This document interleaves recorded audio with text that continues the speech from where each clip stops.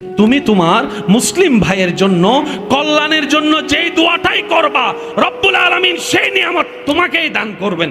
আল্লাহ আমার জ্যাঠাকে জান্নাত দাও, আমার চাচাকে জান্নাত দাও, আমার কাকাকে জান্নাত দাও, আমার মামাকে জান্নাত দাও, আমার বন্ধুকে জান্নাত দাও, আমার দুশমনকে জান্নাত দাও, আমার শত্রুকে জান্নাত দাও, আমার বদনামকারীকে জান্নাত দাও, আমার ধ্বংসকারীকে জান্নাত দাও, যে আমার ব্যবসায় লস করেছে আল্লাহ তাকে জান্নাত দাও, যে আমার চাকরিতে পিন লাগাইছে তাকে জান্নাত দাও, যে আমার বিয়ে ভেঙে দিয়েছে তাকে জান্নাত দাও, যে আমার সমস্যা করেছে তাকে জান্নাত দাও।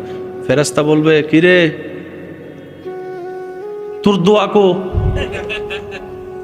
নিজের দোয়া কই?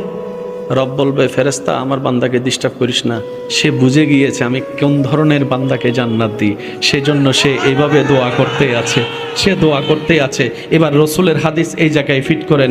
রসুলে পাক সাল্লাল্লাহু আলাইহি ওয়াসাল্লাম রাহমাতুল লিল আলামিন নবীর এরশাদের ফরমান হচ্ছে, তুমি তোমার মুসলিম ভাইয়ের জন্য কল্যাণের জন্য যেই দোয়াটাই করবা রব্বুল আলামিন সেই নিয়ামত তোমাকেই দান করবেন।